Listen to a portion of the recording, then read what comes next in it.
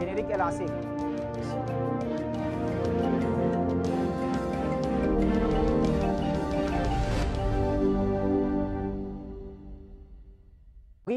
Bonsoir, et nous vous écoutons. C'est à vous l'antenne, en tout cas, du côté de la Russie, à Sochi.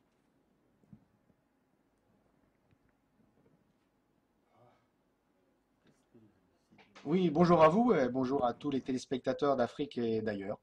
Alors, mon intervention va effectivement traiter des dernières élections législatives russes qui ont eu lieu ce dimanche 18 septembre. Prévues initialement en décembre, ces élections ont été avancées en septembre pour des raisons pratiques. Bon, l'hiver étant moins propice à l'organisation pratique des élections dans le froid sibérien, mais évidemment, cela n'a pas empêché les propagandistes russophobes habituels de trouver encore et encore quelque chose à critiquer sur la date de ces élections. Je passerai cet épisode, ne voulons pas donner plus d'importance à ces petits jeux mesquins. Alors ce scrutin rassemblait plus de 6500 candidats issus de 14 partis en compétition pour les 450 sièges de la Douma d'État, qui est la chambre basse du Parlement russe.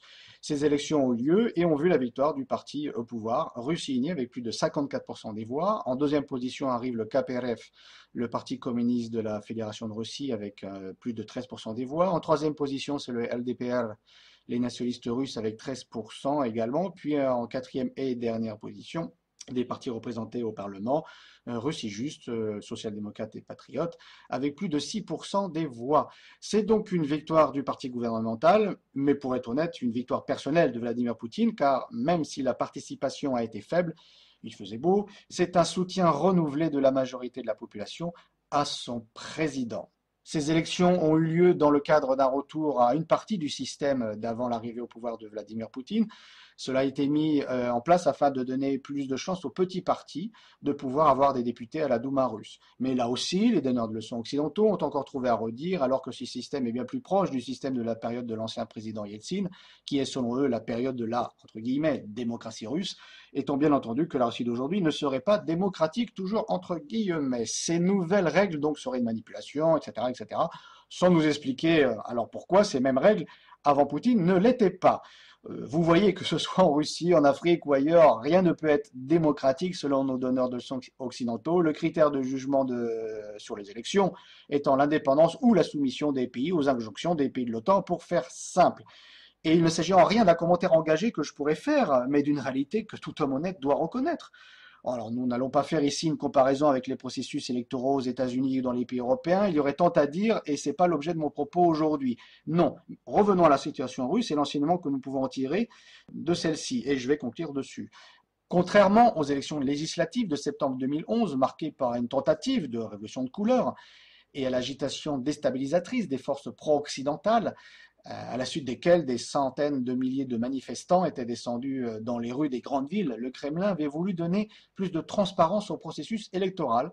Le président russe a ainsi placé à la tête de la commission électorale centrale l'ex-délégué aux droits de l'homme auprès du Kremlin, Ella Pamfilova. Les travaux de la commission électorale étaient diffusés en direct sur la chaîne publique d'information en continu. Et comme depuis les dernières élections, des caméras étaient présentes dans tous les bureaux de vote, diffusion en direct et sur Internet, totalement ouvert à tous les citoyens. Voilà donc des législatives apaisées dans un contexte international tendu pourtant. Guerre de basse intensité de l'OTAN en Ukraine contre les populations russophobes et la Russie par ricochet, guerre en Syrie contre le terrorisme, sanctions occidentales contre la Fédération de Russie, crise économique mondiale toujours en cours et ainsi de suite. Ces élections législatives russes ont donc démontré la stabilité du système politique russe. Une fois encore, dans le cadre de cette situation internationale instable, la Russie a montré sa résilience, sa solidité. Voilà. Pour terminer mon intervention ici, et l'Afrique dans tout cela, me diriez-vous? Eh bien, vous pouvez le constater, il y a de nombreux points communs. La critique occidentale est identique. Des forces exogènes financent des groupes de jeunes et autres pour déstabiliser les pays africains. Quand les élections ne sont pas contrôlées par eux au Nigeria ou dans d'autres pays africains, c'est même une ONG US qui organise les élections, no comment. Ces élections sont donc illégitimes, illégales, dans tous les cas non démocratiques, disent-ils, et ainsi de suite. L'Afrique et la Russie ont beaucoup plus de choses en commun que l'une et l'autre ne peuvent le comprendre à l'heure actuelle.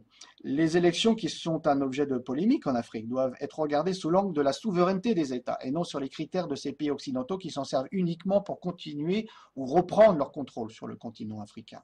C'est à l'Afrique et aux Africains seuls d'inventer leur système démocratique selon les conditions politico-économiques du moment, et cela dans le cadre d'une démocratie souveraine africaine. La Russie y arrive, l'Afrique peut aussi y arriver.